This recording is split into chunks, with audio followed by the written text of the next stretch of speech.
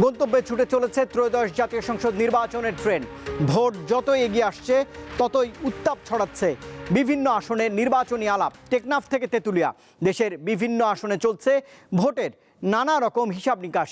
নির্বাচন সামনে রেখে রাজনীতির মেরুকরণ কেমন হতে চলেছে, দেশের আইন শৃঙ্খলা থেকে ভোটের রাজনীতির প্রচারণায় কতটা জনবান্ধব পরিস্থিতি বিরাজ করছে এই মুহূর্তে, এসব প্রশ্নের উত্তর খুঁজতেই আমাদের আজকের আয়োজন রিন প্রেজেন্টস ভোটের লড়াই। সঙ্গে রয়েছে আমি রুবায়েত হাসান।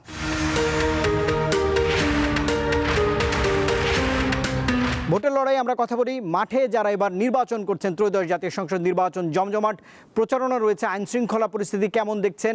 হাড্ডাহাড্ডি লড়াইয়ের যে প্রস্তুতি, ভোটের আর বাকি বেশি সময় নেই, এসব নিয়ে আলোচনা করার জন্য আজ স্টুডিওতে আমি দুজন অতিথিকে আমন্ত্রণ জানিয়েছি। আমার সঙ্গে রয়েছেন মোহাম্মদ শামীম কায়সার লিঙ্কন, যিনি গাইবান্ধা 4 থেকে বিএনপি মনোনীত সংসদ সদস্য প্রার্থী। আপনি নির্বাচন করবেন বিএনপি থেকে।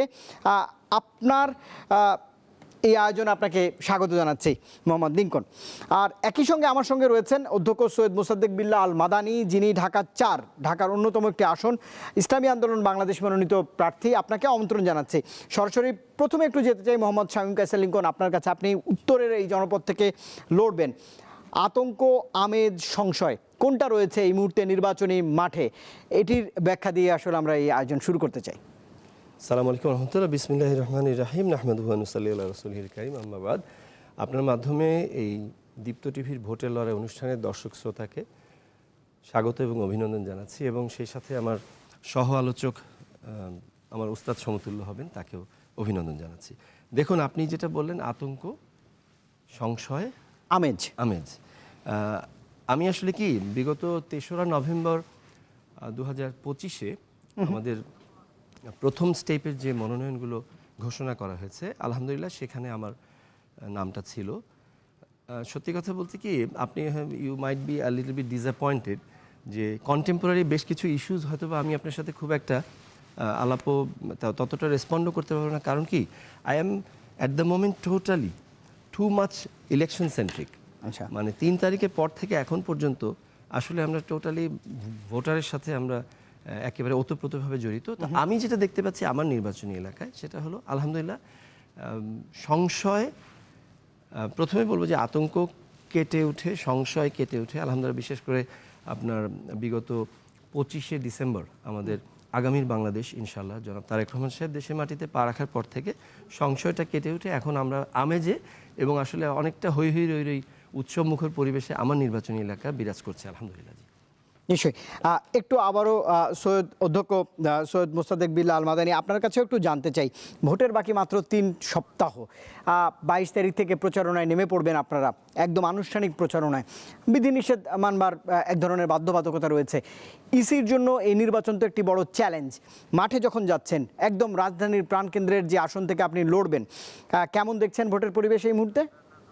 ভোটের ধন্যবাদ আমাকে সঞ্চালন ভাইরা এবং দীপ্ত টিভিকে যে আমাদেরকে আজকের এই ভোটের লড়াইতে আমন্ত্রণ জানিয়েছেন, ধন্যবাদ দিই। তো আপনি যে প্রশ্নটা করছেন, বাস্তবে আপনারা তো বিগত আপনি জানেন 17-16 বছর তো সেইভাবে কোনো ভোট হয় না, সবগুলো অন্য ধরনের ছিল দিনের ভোট রাতে। এইবার যে ডক্টর মোহাম্মদ ইউনূস অন্তর্বর্তীকালী সরকার যে বারবার বলতেছে আমরা আন্তর্জাতিক মানের ফেয়ার অ্যান্ড ফ্রি গ্রহণযোগ্য একটা নির্বাচন উপহার দেবো, কিন্তু আমি আপনার মাধ্যমে দেশবাসীকে জানাইতে চাই, কিন্তু আমরা ময়দানে মাঠে যে ভোটের যে পরিবেশ, ভোট হওয়ার জন্য যে আপনার সন্ত্রাস, দুর্নীতি, চাঁদাবাজি এবং বিভিন্ন ধরনের কালো টাকা এবং মাসেলম্যানদেরকে আমরা কিন্তু এখন দেখতেছি, বহু দেখতেছি। এবং অস্ত্রগুলা এই পর্যন্ত যে থানা লুট হয়েছে, বিভিন্ন অস্ত্র এই পর্যন্ত কী হয় না, সেটা আপনার ক্লোজ হয় না, আনতে পারে না। সেহেতু প্র্যাকটিক্যাল যদি আমরা দেখি, ভোটের পরিবেশ কিন্তু এখনও অনুকূলে নয়। যে ফ্রি অ্যান্ড ফেয়ার যে বারবার বলতেছে দেবে নির্বাচন, সেটা আমরা এখনও দেখতেছি আসলে বাস্তবতা না, খালি আওয়াজ তুলতেছে। কিন্তু আপনি দেখেন এখনও সন্ত্রাসীরা সন্ত্রাস করতেছে, হাদি ভাই শহীদ হয়ে গেল, আবার একজন আপনার দলের স্বেচ্ছাসেবক দলের সেও শীর্ষ নেতা গুলি হলো। এইভাবে অরাজকতা এখনও চলতে আছে বিভিন্ন জায়গায়। এবং ওই যারা মাসেলম্যান, ব্ল্যাক মানি, তারা কিন্তু এখনও সক্রিয় আর ভোট আসতেছে, সেই ভোটের ব্যাপারে দেখতেছি তারা সক্রিয় ভূমিকা পালন করতেছে। মাননীয় প্রধান উপদেষ্টা তো বলছেন, আপনিই বলছিলেন বিশ্বমানের গ্রহণযোগ্য সুষ্ঠু নির্বাচনের প্রত্যাশা তিনি বারবার অন্তত বলছেন। 5 থেকে 6 বার তিনি তার রাষ্ট্রীয় ভাষণেও বলেছেন। আজও তিনি একটি 2.5 মিনিটের বক্তব্য দিয়েছেন, সেখানেও তিনি হাঁকে যেন ভোট দেওয়া হয় এবং সেই প্রচারণার অংশ হিসেবে তিনি বক্তব্য দিচ্ছেন। তাহলে সরকার তো এই নির্বাচনটি পরিচালনা করতে চাইছে একদম নিরপেক্ষ সুষ্ঠুভাবে, কিন্তু আজ স্বরাষ্ট্র উপদেষ্টা জাহাঙ্গীর আলম চৌধুরী তিনি বলেছেন 8 লাখ আইন শৃঙ্খলা রক্ষাকারী বাহিনীর সদস্য মাঠে থাকবে। এই সংখ্যা কি পর্যাপ্ত কিনা, ফিরবে কিনা সেই পরিবেশ? আপনি একজন সাংবাদিক উপস্থাপক এবং এই দেশের নাগরিক, ঢাকা রাজধানীতে থাকেন, আমরাও থাকি, দেখতেছি। কিন্তু যে কথাগুলো আমাদের ডক্টর মোহাম্মদ ইউনূস বলতেছেন, কিন্তু তার প্র্যাকটিক্যাল বাস্তবতা আমরা পাইতেছি না। আমরা ময়দানে, মাঠে, ঘাটে, যে আমার 2টা থানা, শ্যামপুর, কদমতলী, এখানে আংশিক যাত্রাবাড়ি আছে, সেখানে এখনও আমরা দেখতেছি সেখানে ড্রাগ, সেখানে দুর্নীতি, সেখানে আপনার যারা বিভিন্ন ধরনের সন্ত্রাস এগুলো চালাই যাইতেছে। এবং আমরা দেখতেছি সেখানে আপনার ভোট দখল করা, কেন্দ্রীয় করা, সেগুলো এখনও ওই পরিকল্পনা চলতেছে। এবং আপনার যারা আমার বিপক্ষে আছে তারা কিন্তু ভয়ভীতি দেখায় যে সাবধান, আমার মার্কায় ভোট দিবি। আমি কেউ ডাইরেক্ট বলবো না, যদি না দাও তুই এখানে থাকতে পারবি না। তাহলে এই ধরনের মাঠের একটা ভয়ের পরিবেশের কথা একজন প্রার্থীর কাছ থেকে জানলাম। গ্রিন প্রেসিডেন্টস ভোটের লড়াইয়ের দর্শক, আমার সঙ্গে ভার্চুয়ালি যোগ দিয়েছেন প্রফেসর আব্দুল তাওয়াব, যিনি ফরিদপুর 3 থেকে জামাত মনোনীত প্রার্থী। আব্দুল তাওয়াব, আপনাকেও স্বাগত জানাচ্ছি আজকের ভোটের লড়াইয়ের আয়োজনে। আপনার কাছে আসবো, তার আগে মোহাম্মদ শামীম কায়সার লিঙ্কন, আপনার কাছে একটু আসতে চাই। এই যে আজ আমরা জানলাম যে 8 লাখের বেশি আইন রক্ষাকারী বাহিনীর সদস্যরা মাঠে থাকবেন, আপনি বলছিলেন আপনার এলাকায় ধীরে ধীরে ভোটের একটা আমেজ আসছে। এই যে আইন রক্ষাকারী বাহিনীর সদস্যদের এই তৎপরতা, এটি আগামী দিনে কোনো সুবার্তা বইবে কিনা? উনি তো বলছিলেন যে সরকারের যে প্রতিশ্রুতি তার বাস্তবায়ন উনি দেখছেন না। জি, ধন্যবাদ। এখানে 2-3টা বিষয় আসলে ফ্যাক্টর, যে আপনার 8 লাখ কেন 80 লাখও যদি আপনি নামান, আপনার নির্দিষ্ট কাজটা যদি না করেন তাহলে তো এটা হবে না। এগুলো কিছু আলামত আছে, দিন যত যাবে আলামতগুলো স্পষ্ট হবে। যেমন ধরেন, ওয়ারেন্টবিহীন লোকজনকে যদি আপনি হয়রানির জন্য গ্রেপ্তার করেন, তাহলে সেটার আপনার বেনামি ধরেন গায়েবী মামলা, এগুলোতে ওইটা একটা মেসেজ কিন্তু যায়। অথচ দেখা যাচ্ছে যে হয়তোবা চিহ্নিত সন্ত্রাসী এবং তার ওয়ারেন্ট আছে এবং সে অস্ত্রবাজ, তাকে যদি আপনি দেখেছে ঘুরে বেড়াতে দেখেন, তখন কিন্তু এগুলো একটা মানে রং মেসেজ যায়। তখন আমাদের আশঙ্কা বাড়তে থাকবে। এগুলো যত আমরা দেখতে থাকবো, আবার দেখা যায় এই সমস্ত মামলা বাণিজ্য, এই সমস্ত জিনিসগুলো আসলে যারা নামছেন, এই 8 লক্ষ যারা, তাদের যেই স্পেসিফিক কাজ সেগুলো তারা করার মাধ্যমে আমাদের আস্থাটা আরও অর্জন করতে হবে। এটা স্টেপ বাই স্টেপ আমরা বুঝতে পারবো। কিন্তু নির্বাচন যারা পরিচালনা করবেন, সরকার তো একটা স্টেক হোল্ডার, একদম আমি বলছি নির্বাচন কমিশন। নির্বাচন কমিশনের আস্থা অর্জনও তো একটি বড় চ্যালেঞ্জ। 3 সপ্তাহের মতো বাকি রয়েছে, তাদের কোনো অগ্রগতি দেখছেন কিনা কাজ কথায়? একই সঙ্গে অধিকাংশ দলের সন্তুষ্টিরও ব্যাপার আছে, লেভেল প্লেয়িং ফিল্ড। আপনি যখন প্রচারণায় যান, আপনার ওখানেও তো জামাত মনোনীত, জাতীয় পার্টি মনোনীত প্রার্থী রয়েছেন, তাদের সঙ্গে নিশ্চয়ই আপনার আলাপচারিতাও হয় এবং তারাও যাচ্ছেন গণসংযোগে। লেভেল প্লেয়িং ফিল্ড রয়েছে কিনা এই আপনার আসনেই? আচ্ছা, আমাদের আসলে যেটা প্রথম কথা হলো যে আপনি যেটা কর্তৃপক্ষের কথা বলেন, কর্তৃপক্ষের দিক থেকে আসলে সারা দেশে যদি আমরা দেখতে পাই, আপনার সম্প্রতি আমাদের মহাসচিব জনাব মির্জা ফখরুল ইসলাম আলমগীরও একটা সংশয় প্রকাশ করেছেন যে কোনো রাজনৈতিক দলের ব্যাপারে এই কর্তৃপক্ষ থেকে কিছু পক্ষপাতিত্ব দেখা যাচ্ছে। তো এটা তো অবশ্যই একটা সংশয়ের বিষয়, এবং তাদের প্রস্তাবনাও দিয়েছেন, সুপারিশও দিয়েছেন। এই অনুযায়ী তারা যদি অ্যাডজাস্ট করে নেন, আসলে কি দেখেন, কেউ যদি মানে আমাদেরকে যখন জিজ্ঞেস করা হয় আপনার ঝুঁকিপূর্ণ ভোট কেন্দ্র কোনটা, আসলে হিসাব করলে ঝুঁকিপূর্ণ ভোট কেন্দ্র সবগুলোই। কারণ আমার দল থেকে আমি হয়তো দেখছি যে 10টা ঝুঁকিপূর্ণ, বাকি 10টা আরেকজন বলছে। তো ওই হিসাবে এখন যারা কর্তৃপক্ষ, তাদের কাছে কিন্তু সব রকম কমপ্লেইন্স অ্যান্ড সাজেশনসই আসবে।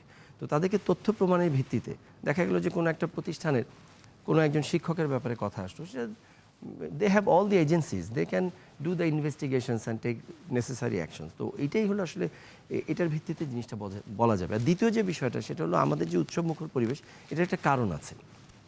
300 আসনের মধ্যে আমাদের এই 32 গাইবান্ধাচার গোবিন্দগঞ্জ আসনে রাজনৈতিক সম্প্রীতির বিষয়টা একটু বিরল। মানে আমরা আপনার ওই রিটার্নিং কর্মকর্তার ওখানে গিয়ে মানে কেউ কারো বিরুদ্ধে মানে কোনো অভিযোগ আছে কি না, এগুলোতে everyone was silent, everybody was. কারণ কি আমি আজকে একটা অভিযোগ শুধু শুধু বললাম, দুদিন পরে আপিলে ওটা ঠিক হয়ে গেল, যেটা আসলে কোনো ভিত্তি নাই, তো শুধু শুধু মুখ দেখা দেখিটা বন্ধ হবে। এবং ভোটের মাঠেও অনেক সময় দেখা যায় কি, দেখুন একটা জিনিস আমি বলি আপনার মাধ্যমে কর্তৃপক্ষে, জাস্ট খুব 30 সেকেন্ডে বলে ফেলি। এই যে আচরণবিধি বলা সত্ত্বেও অনেক জায়গায় কিন্তু আবেগের কারণে মানতে পারছে না অনেকে। এটার কারণটা কি জানেন? এক হলো 18 বছর মানুষ ভোট দিতে পারে নাই, মনের মার্কাটার স্লোগান দিতে পারে নাই। আর দ্বিতীয়ত হলো যে আপনার এই যে আপনার এক হলো 18 বছর ভোট দিতে পারে না, আরেকটা হলো আপনি দেখবেন খেয়াল করে যে মানে আমরা কখনো আগে এটা দেখি নাই যে বাচ্চাদের নিজস্ব স্লোগান আছে। বাবা মাকে ভোট দিতে দেখে নাই, ভাই বোনকে ভোট দিতে দেখে নাই, এখন বাচ্চারা বলছে যে আমি যদি ভোটার হইতাম অমুক মার্কায় ভোট দিতাম। সো দিস ইজ আসলে খুব তো এই সমস্ত আবেগের কারণে, এই আবেগের দমনের একমাত্র উপায় হলো একটা সুষ্ঠু ভোট। নিশ্চয়ই। আমি সৈয়দ অধ্যক্ষ মোহাম্মদ মোসাদ্দেক বিল্লাহ, আপনার কাছে একটু ছোট্ট করে জানতে চাইবো যে ভোটের কেনা বেচা হয়, মাসেল পাওয়ারের কথা আপনি বলছিলেন, ফ্লোটিং ভোট, ভাসমান ভোটারের কথা বলছিলেন, আপনি যে এলাকায় সেই এলাকায় এই সমস্ত বিষয় তো রয়েছে। আবার তরুণ ভোটারদের সংখ্যাও কিন্তু 4 থেকে 5 কোটি। তো সব মিলিয়ে ইসির জন্যও চ্যালেঞ্জ রয়েছে। আপনারা যখন মাঠে যাচ্ছেন, এই সব muscle power, floating voter, vote কেনা বেচা, এগুলোর আলামত দেখতে পাচ্ছেন কিনা? আসলে তো আমরা আনুষ্ঠানিকভাবে 22 তারিখ থেকে শুরু হয়, 22শে জানুয়ারি। এখন যারা আছে তারা বাংলায় আমাদের এই সে যে ঘাপটি বেড়ে আছে, তারা এখনও কিন্তু ওইভাবে করতেছে না, প্রকাশ করতেছে না। কিন্তু আমাদের বিভিন্ন কর্মী যারা কাজে ময়দানে আছে, এমনকি মহিলা কর্মী, তাদেরকে তারা থ্রেট দেয়। হ্যাঁ, তাই এই মাসেলম্যান এবং বিভিন্ন আছে যে এখানে বিভিন্ন ধরনের আমাদের হুমকি দেয়। এ ব্যাপারে আমি উপরেও জানাইছি, এমনকি আমি স্বরাষ্ট্র উপদেষ্টার সাথে নিজে বসে তার চেম্বারে কথা বলছি। আমাদের লেফটেন্যান্ট জেনারেল জাহাঙ্গীর সাহেবের সাথে আমি নিজে কথা বলছি। তারপর ডিসি যে এলাকা আছে, 2 ওসি থানার শ্যামপুর কদমতলী। কিন্তু তারা এখনও ওইভাবে বলতেছে যে আমাদের যে অন্যান্য বাহিনী, যেটা বললেন আমার ভাই লিঙ্গন ভাই বললেন যে 8 লাখ, আপনিও বলছেন 8 লাখ, কিন্তু তারা কিন্তু ময়দানে এখনও নামে নাই, এখনও কিন্তু লিঙ্কন ভাই নামে না। তারা বলে যে 22 তারিখ পর, তাহলে 2-3 সপ্তাহ আছে। আপনি কবে এই মাসেলম্যানদেরকে ধরবেন, অস্ত্র উদ্ধার করবেন, কবে পরিবেশ উদ্ধার করবেন? এইটা তো একটা বাস্তবতা, এটা তো দেশের জনগণও দেখতেছে। হ্যাঁ, আলামতগুলো কিন্তু অলরেডি কিছু কিছু শুরু হয়ে গেছে, কিছু কিছু শুরু হয়েছে। যেমন ওই যে ডাইরেক্ট গুলি, এই যে হাদি ভাই এবং আমাদের আপনাদের শেষ বলে, এইগুলো তো ডাইরেক্ট। আমি রাজধানী থেকে একদম উত্তর জনপদ, দুই জায়গারই একটা সিনারিও, সাধারণ প্রশ্ন দিয়ে বুঝবার চেষ্টা করছিলাম ভোটের লড়াই। এবার একটু ফরিদপুরে যেতে চাই। ফরিদপুর 3 আসনের সংসদ সদস্য প্রার্থী রয়েছেন জামাত ইসলামী বাংলাদেশের প্রফেসর আব্দুল তাওয়াব। নিশ্চয়ই আপনি আমাকে শুনতে পাচ্ছেন। আপনার কাছেও আসলে জানতে চাই যে এই ভোট তো 1.5 দশক পরে মানুষ ভোটাধিকার প্রয়োগ করতে পারবে, আপনাদের প্রচারণাও শুরু হয়ে যাবে। আপনি সামগ্রিকভাবে আপনার আসনে যিনি প্রতিদ্বন্দ্বী, আপনার চৌধুরী নায়াব ইউসুফ, উনি বিএনপি থেকে, বড় একটি দল থেকে আপনার সঙ্গে প্রতিদ্বন্দ্বিতা করবেন, পরিবেশ কেমন দেখছেন ভোটের? স্বাভাবিকভাবে এই প্রশ্ন দিয়ে শুরু করতে চাই। ধন্যবাদ দীপ্ত টিভির প্রতিনিধিকে। ফরিদপুরের 3 আসনের আওতাধীন এলাকায় নির্বাচনের একটা আমেজ পুরোপুরিভাবে শুরু হয়ে গেছে। জনগণ ভোট দিতে চায় এবং ভোট উদ্বিগ্ন, ভোট তারা দিবে, কিন্তু একটা উদ্বিগ্নতা তাদের মধ্যে কাজ করছে, যে একটা সংশয়, একটা সন্দেহ, সেটা হলো সঠিকভাবে ভোটটা দিতে পারবো কিনা। এটা অনেক ভোটারের মধ্যে আছে। কারণ হলো আমাদের যারা প্রতিপক্ষ আছেন এখানে, আপনি নিজে বলেছেন, প্রতিপক্ষ যারা সমর্থক আছে বিভিন্ন ইউনিয়নে, তাদের মধ্যে একটা গ্রুপ দেখা যাচ্ছে তারা আগে স্বৈরাচারী আওয়ামী লীগ ছিল এবং তারা এখন জার্সি পাল্টায়, কাপড় জামা পাল্টিয়ে তারা এখন বিএনপিতে যোগদান করেছে এবং আগে যেগুলো অপকর্ম করতেছিল এখন তারা সেগুলোই করতেছে। এই জন্য জনগণ কিছুটা উদ্বিগ্ন। যাই হোক, জনগণের মনে ভোটের প্রতি আকর্ষণ আছে এবং তারা যদি ভালো সুযোগ পায় তাহলে ভোট কেন্দ্রে গিয়ে তারা সঠিকভাবে ভোট প্রয়োগ করবো বলে আমি মনে করি।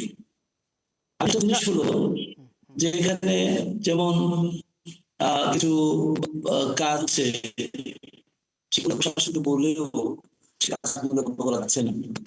যেমন পরিকল্পিত পদ্মা নদীর পারে চর এলাকা আছে, এখানে কিছু চরিত্রহীন পালিকার নাম বৈধভাবে ব্যবসা করে যাচ্ছে। আমি বারবার জেলা প্রশাসক মহোদয়কে করেছি, এই ব্যাপারে তেমন পদক্ষেপ নিতে পারেনি। তারা মূলত ওই বিরোধী দলের ছত্র ছায়াতলের কাজগুলো করতেছে। যাই হোক, তারপরও আমি আশাবাদী যেখানে একটা ভালো নির্বাচন হবে এবং আমরা ইনশাল্লাহ বিজয়ী হব। নিশ্চয়ই আপনি এই আশাবাদ ব্যক্ত করছিলেন। আমি একটু পরিসংখ্যান আপনাকে মনে করে দিতে চাই। ফরিদপুর 3 আসনের সর্বশেষ 2008 সালে বিএনপি নেতৃত্বাধীন জোট প্রার্থী আলী আহসান মোহাম্মদ মুজাহিদ পেয়েছিলেন 30,821 ভোট, আর স্বতন্ত্র প্রার্থী হিসেবে চৌধুরী কামাল ইবনে ইউসুফ পেয়েছিলেন 76,478 ভোট, পেয়ে তিনি দ্বিতীয় হয়েছিলেন। আপনাদের এই 16 বছরের রাজনৈতিক চড়াই উতরাই তো আপনারা মাঠে দেখলেন এবং মানুষের কাছেও যাচ্ছেন। পরিসংখ্যান পাল্টে বিজয় নিশ্চিতে আর কি বার্তা দেবেন আপনি ভোটারদের? ব্যাপার হলো, আগের যে অর্থাৎ 24-এর বিপ্লবের আগের যে পরিবেশ আর এখনকার পরিবেশ এক নয়। এখন জনগণ ন্যায় এবং ইনসাফের পক্ষে ভোট দিতে প্রস্তুত। তারা চাঁদাবাজ, ধান্দাবাজ, এদেরকে তারা সন্ত্রাসী কার্যক্রম যারা করেছে অতীতে, বারবার ক্ষমতা এসে তারা এই কাজগুলো করেছে, তাদেরকে জনগণ পছন্দ করছে না। আমরা যেখানে যাচ্ছি জনগণ হয়তো অনেকেই মুখ খুলতে পারছে না সরবে, নীরবে তারা ভোট দেবে বলে আমরা মনে করি পরিবেশ এবং তৈরি হয়েছে। আর একটা জিনিস হলো, ওই সময় বিগত দিনের নির্বাচন যেগুলো হয়েছে আপনি খেয়াল করে দেখেন, প্রত্যেকটা নির্বাচন ছিল এরকম যে আওয়ামী লীগকে ঠেকাতে হবে, আওয়ামী লীগ ঠেকাও। এই ঠেকাও স্লোগানে অনেক আমাদের কর্মী, আমাদের অনেক ভোটার তারা তখন আওয়ামী লীগ ঠেকাইতে গিয়ে তারা আমাদের মরহুম চৌধুরী কামাল ইবনে ইউসুফের পক্ষে ভোট দিয়েছে। এখন তো সেই পরিবেশ নাই। সুতরাং এখানে একটা ফ্রি ফেয়ার কন্টেস্ট হবে বলে আমি মনে করি। এই জন্য আমরা চেষ্টা চালিয়ে যাচ্ছি দীর্ঘদিন ধরে। জনগণের মধ্যে একটা আশার সঞ্চার হয়েছে এবং দাঁড়িপাল্লার পক্ষে ভোট দেওয়ার একটা মানসিকতা জনগণের মধ্যে আমরা লক্ষ্য করছি। প্রফেসর আব্দুল তাওয়াব, অসংখ্য ধন্যবাদ। আপনি আমার সঙ্গেই থাকবেন, একটা ছোট্ট বিরতির সময় হয়েছে। আমার সঙ্গে মোহাম্মদ শামীম কায়সার লিঙ্কন রয়েছেন, গাইবান্ধা 4 বিএনপি মনোনীত প্রার্থী। আপনার কাছেও ওনার প্রশ্নের যুক্তি খণ্ডন একটি শব্দ ব্যবহার করেছেন উনি, সেটি জানতে চাইব। অধ্যক্ষ সৈয়দ মুস্তাদেক বিলাল মাদানিও রয়েছেন স্টুডিওতে, ইসলামী আন্দোলন বাংলাদেশ মনোনীত হাত পাখা প্রতীক নিয়ে নির্বাচন করবেন ঢাকার গুরুত্বপূর্ণ ঢাকা 4 থেকে। গ্রিন প্রেজেন্স ভোটের লড়াই দর্শক আপনারা দেখছেন। আমার সঙ্গে 3 জন অতিথি রয়েছে। একটা বিরতি নিচ্ছি, বিরতির পর ফিরবো আবারও ভোটের এই লড়াইয়ের আলাপে। নতুন রিন, যার প্রোসিএস টেকনোলজি গভীর থেকে পরিষ্কার করে আর ধরে রাখে কাপড়ের নতুনের মতো উজ্জ্বলতা। নতুন রিন অ্যাডভান্সড পাউডার, নতুনের মতো উজ্জ্বল। দর্শক আপনারা দেখছেন গ্রিন প্রেজেন্স ভোটের লড়াই। এই আয়োজনে আমরা কথা বলছি 3 সপ্তাহ পর যে ভোট, কাঙ্ক্ষিত ভোট, ত্রয়োদশ জাতীয় সংসদ নির্বাচন, তা নিয়ে। আমার সঙ্গে স্টুডিওতে 2 জন রয়েছেন। মোহাম্মদ শামীম কায়সার লিঙ্কন, গাইবান্ধা 4 থেকে বিএনপি মনোনীত প্রার্থী, আপনি রয়েছেন। আপনার কাছে আসতে চাই, অধ্যক্ষ সৈয়দ মুস্তাদেক বিলাল মাদানি ঢাকা 4 থেকে ইসলামী আন্দোলন বাংলাদেশের হয়ে আজ এসেছেন এখানে, তিনি ভোট করছেন রাজধানী থেকে। জনাব লিঙ্কন, আপনার কাছে একটু আপনার পরিসংখ্যান তুলে ধরি। 2006-এর উপনির্বাচনে আপনি বিজয়ী হয়েছিলেন। 8-এর অভিজ্ঞতা একেবারেই ভিন্ন। জোট প্রার্থীর বিরুদ্ধে বা বিপরীতে স্বতন্ত্র প্রার্থী হিসেবে খুব কম ভোট পেয়েছিলেন, 12,720টি। এখন তো একদমই পরিবেশ পরিস্থিতি 1.5 দশকে ভোটারবিহীন যে নির্বাচন হয়েছে, রাতের নির্বাচন, আমিডামির নির্বাচন, স্বতন্ত্র বিভিন্ন রাজনীতিতে খেলা হয়েছে এবং তার প্রেক্ষাপটে এই সামনে ত্রয়োদশ জাতীয় সংসদ নির্বাচন। আপনার বড় চ্যালেঞ্জ কি ভোটের মাঠের? জি ধন্যবাদ। এখনকার যে নির্বাচন, আমি শুরুতে আপনাকে বলেছি যে আমি 3রা নভেম্বর থেকে পুরোপুরি আমার নির্বাচন এলাকায় ভোট কেন্দ্রিক আমি ব্যস্ত। তো সেক্ষেত্রে আমার নির্বাচনী এলাকায় আসলে to be honest with you, আমি খুব বড় কোনো চ্যালেঞ্জ আসলে আমি দেখছি না, আলহামদুলিল্লাহ। আর দ্বিতীয় বিষয় হলো যে আমাদের নির্বাচনী এলাকায় সংশয় যেটা একটা দেখতে পাচ্ছি, হিন্দু, বৌদ্ধ, খ্রিস্টান তাদের যে মানে কল্যাণ ফ্রন্ট বা আরও যারা সংগঠন আছেন, তারা একটু চিন্তা করছেন যে আসলে আমরা কি আবার কোনো নব্য ফ্যাসিস্ট বা ধরেন যে টু বি অনেস্ট যে আপনার গুপ্ত থাকে না, ধরেন আপনার দু একটা ওয়ার্ড অবশ্যই আমি পিক করেছি, যেমন চাঁদাবাজ, তারপরে নব্য চাঁদাবাজ, যারা আবার গুপ্ত চাঁদাবাজ, ধরেন আমার নাম হলো হাদিয়া, আসলে এটা ছিল চাঁদা, এই ধরনের কিছু বিষয় থাকে। তো এই ধরনের আবার নব্য ফ্যাসিস্ট বলতে আমরা বোঝাতে চাচ্ছি যে ফ্যাসিজম আসলে কি, আপনার বৈষম্যটা কিন্তু ফ্যাসিজম থেকে আসে, মানে ওইটা হলো আপনার প্রোডাকশন একটা টুল, ফ্যাসিজম ওখান থেকে, বৈষম্য থেকে ওটা আসে। তো আপনি খেয়াল করে দেখবেন যে এক ধরনের রাজনৈতিক দল আছে আমাদের দেশে, তারা আপনার ধর্মকে নিয়ে ওইটা তাদের সামনে রাখে, ঠিক আছে, বাট যখন আপনি ধরেন ইসলামের রাজনীতির কথা বলবেন, আবার other side of the coin তারা বলবে যে আমরা শরিয়া ল বাস্তবায়ন করব না। আবার দেখবেন একই সাথে যে ধর আমি ইসলামী মূল্যবোধের রাজনৈতিক দল আমি দাবি করছি, বাট আমি যদি একটা জায়গায় গিয়ে দেখি আমার এখানে ভোট নাই, সেখানে কোনো একটা যদি অগ্নিকাণ্ড দুর্ঘটনা ঘটে, আমার নিজেরই একটা অভিজ্ঞতা, আমাদের গোবিন্দগঞ্জেরই একটা গাজীপুর পল্লী বিদ্যুৎ এলাকায় ঘটেছে। তো যদি দেখে যে সেখানে ভোট নাই, সেখানে তারা জাকাতও দিতে যাবে না। তো আসলে আমাদের ওখানে হিন্দু বৌদ্ধ খ্রিস্টান যারা আছে, তারা যেটা ভাবছে যে ইসলামিক দল ইসলামের মধ্যে তাদের মতের না হওয়াতে তাকে জাকাত পর্যন্ত দেয় না, সে আমাদের হিন্দু বৌদ্ধ খ্রিস্টানদের জন্য কী করবে। দ্বিতীয় বিষয় হলো ৭১ প্রশ্নে আমাদের ৯০ গেছে, ২৪ গেছে, অনেকগুলো গেছে না, প্রত্যেকটাই আমরা যার যার প্রাপ্য সম্মান আমরা দিব। কিন্তু ৭১কে খাটো করার জন্য কোনো একটা অভ্যুত্থানকে যদি কেউ ব্যবহার করে, সেক্ষেত্রে মুক্তিযোদ্ধা এবং তাদের জেনারেশনটা তারাও একটু ওয়ারিড এই ধরনের নিয়ে। তবে ইনশাল্লাহ এগুলো তো আসলে এক একটা আপনার ইন্ডিকেশন, সেই থেকে তারা ডিসিশন নিয়ে নেবে ইনশাল্লাহ যে আসলে কোথায় যেতে কিন্তু হবে। আপনার কথায় যে তথ্য আমি পেলাম সেটা হচ্ছে যে ধর্মকেও ব্যবহার করা হচ্ছে এই নির্বাচনে, এটি তো অনেকটা উদ্বেগের। অবশ্যই অবশ্যই উদ্বেগের, কারণ আপনার ধরেন সে ফর এক্সাম্পল এখানে ধরেন আমি যদি এটার উপর আরেকটা ওভারকোট দিই, আমার গরম লাগবে, এটা খুলে ফেললে ঠান্ডা লাগবে, এটা দিয়ে কিন্তু আমি নাতিশীতোষ্ণ, মানে না শীত না গরম, এখানে 3টা সিনারিও পাচ্ছি। বাট জান্নাত জাহান্নাম এর কিন্তু থার্ড কোনো সিনারিও নাই। তো এমনও হচ্ছে আমাদের ওখানে জান্নাতের টিকিট বিক্রি করা হচ্ছে। So the thing is the if the ticket is mistaken, তাহলে কিন্তু থার্ড কোনো স্পেস নাই, ওই টিকিটটা ভুয়া টিকিট হলে আপনাকে জাহান্নামে যেতে হবে। তো তার মানে আপনার ধর্মকে ব্যবহার করে তো চলছে, আপনারা তো অবশ্যই জানেন সেটা। ওভারঅল আশঙ্কা সেরকম না, মানে আশঙ্কার পয়েন্টগুলো আসলে তাদেরকে ডিসিশন নিতে সহজ করবে, এটা আমার নিশ্চয়ই গণমানুষও এইসব বিচার বিবেচনা করবে। ২৪-এর গণঅভ্যুত্থানে আমরা দেখলাম যে ফ্যাসিস্টকে ১৬ বছরের রাজনীতি থেকে হটিয়েছে, মানুষ অনেক সচেতন হয়েছে, এটিতেও একটা আশার। জাতি কিন্তু সুযোগ দেয়, মানে তওবা করে ফিরে আসার সুযোগ দেয়, আবার দিয়েওছে। আবার পরে যদি দেখা যায় তওবাটা আসলে ঠিকমতো হয়নি, তখন আবার কিন্তু জাতি আবার ঘুরে দাঁড়ায়। নিশ্চয়ই। অধ্যক্ষ সৈয়দ মোসাদ্দেক বিল্লাহ আল মাদানী, আপনার আসনের একটু তথ্য আপনাকে তুলে ধরতে চাই।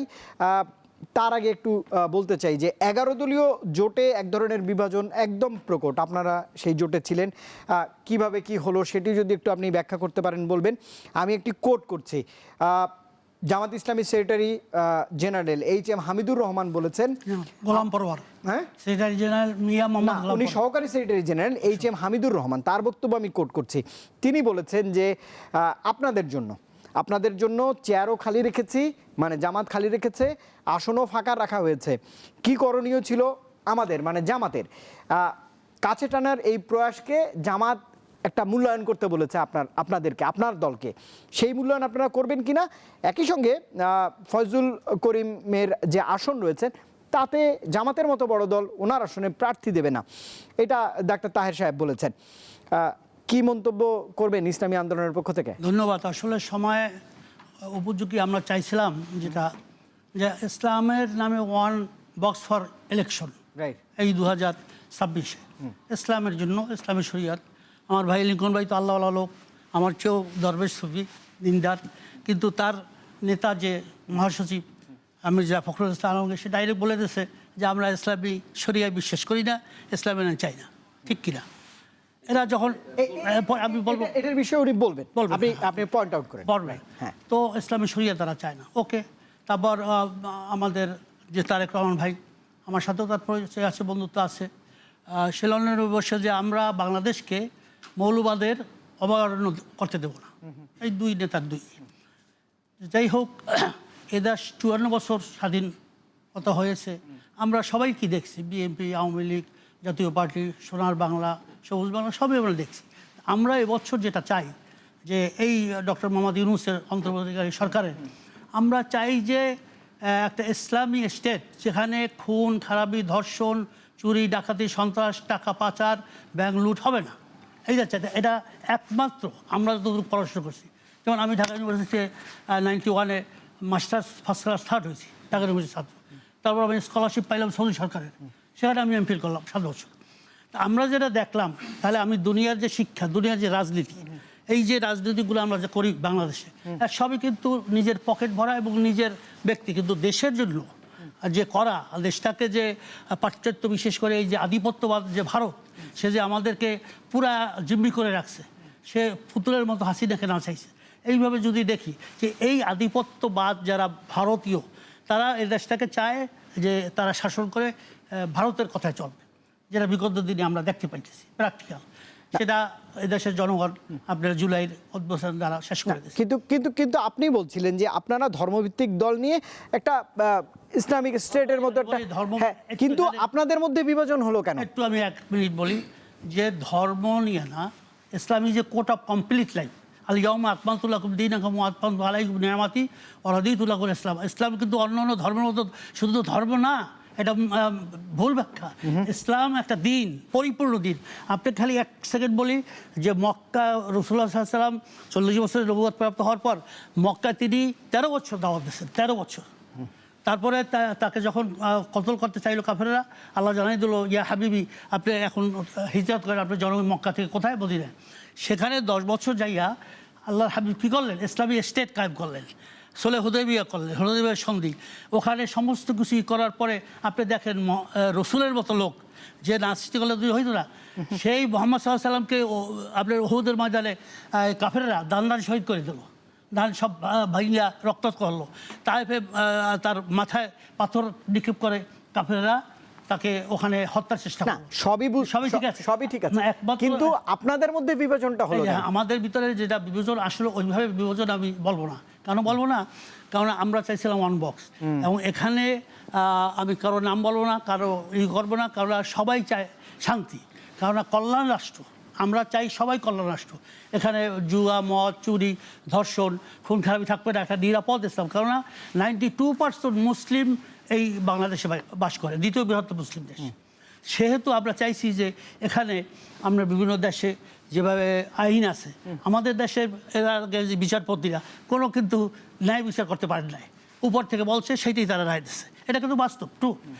এবং আমার ভাই বিএনপি দিয়ে করতেছে, যেটা আপনারাও জানেন, ভাইও জানে, যে চাঁদাবাজি এবং মামলাবাজি এবার ওই যে 5ই আগস্টের পর সবচেয়ে কিন্তু বিএনপির ভাইরা করছে। না, এই অভিযোগ আমি গ্রহণ করতে পারলাম না।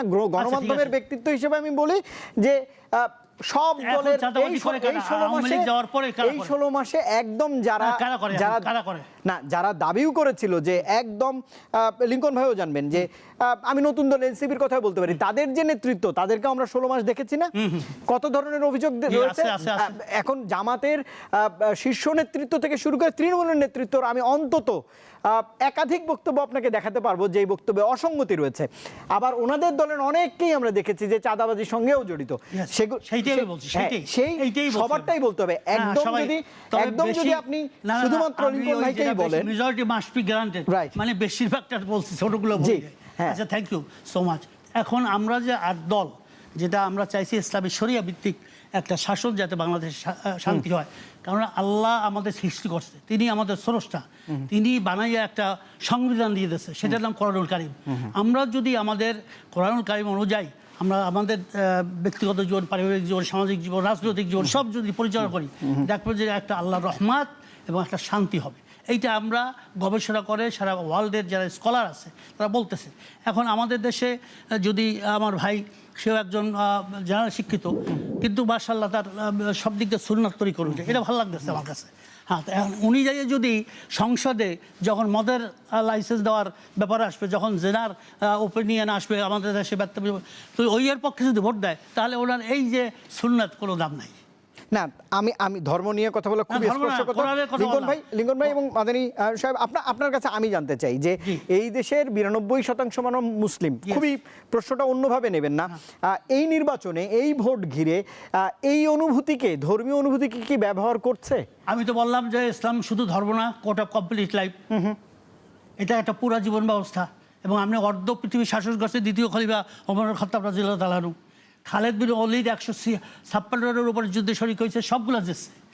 আপনি এখনও দেখেন যেখানে ইসলামী শাসন আইন আছে সঠিক, সেখানে চুরি রাখা দেয়। সৌদি আরবে আপনি যাবেন, দেখবেন যে আজান দেশে সোনার দোকানগুলাই শুধু একটা পর্দা দেয়, আর কিছু দেয় না, কোনো শাটারও দেয় না, পর্দা দিয়ে চলে যায়। অর্থাৎ মানুষ জানে যে আমি যদি কোনো খারাপ কাজ করি তাহলে আবার ব্যাট দেবে, আমাকে প্রকাশ্যেই দেবে। যেটা আমাদের দেশের তরুণ ছাত্ররা চাইছিল যে যা করা হোক প্রকাশ্যে করা হোক, দৃশ্যমান। কারণ একজনকে ফাঁসি দিল, সে জেলের ভিতরে, কেউ দেখলো না, শেখলো না।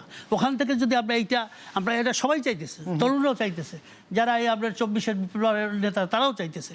কারণ আমাদের এখনও নারীদের, আমাদের মা বোনদের, ছাত্রীদের ওইভাবে কিন্তু প্রোটেকশন এখনও হয় নাই। তাদের জানমাল ইজ্জাতের এবং তাদের আবরুর, তাদের ইজ্জাতের এই যে টিজিং বলেন, তাদের ধর্ষণ বলেন, এটা কিন্তু এখনও আছে। তো এইটা একমাত্র ইসলামী শাসনই পারে। এই যে আমি আপনাকে নিশ্চয়ই সেই বার্তা নিয়ে নিশ্চয়ই ভোটারের দুয়ারে দুয়ারে যাচ্ছেন। মোহাম্মদ শামীম কাসের লিঙ্কন, আপনি একটু যোগ করবেন। তবে আমি আরেকজন যিনি জামাত ইসলামের বড় প্রার্থী, তার মন্তব্য নিয়ে আপনাকে সময় দিব। আমি সেই বিষয়ে আমি নোট রেখেছি যে আপনি বলবেন। মাদানী সাহেব যেটি বলেছেন তার একটু কাউন্টার আমি জানতে চাই। প্রফেসর আব্দুল তাওয়াব, আপনি নিশ্চয়ই এখনও শুনতে পাচ্ছেন, ফরিদপুর থেকে আপনি জামাত ইসলামী বাংলাদেশের হয়ে ভোট করছেন। আপনার প্রতিদ্বন্দ্বী প্রার্থীও বিএনপির, আমার সঙ্গে স্টুডিওতেও বিএনপির একজন ভাই রয়েছেন, তিনিও বলেছেন যে এই ভোটে, আকাঙ্ক্ষিত ভোট যেখানে মানুষ ভোট দিতে পারেনি, সেই প্রচারণায় যখন আপনারা নামছেন বা আগের মুহূর্তে আমরা রয়েছি ভোটের, ধর্মকে কি, অনুভূতিকে কি ব্যবহার করা হচ্ছে কিনা, আপনি কি দেখছেন?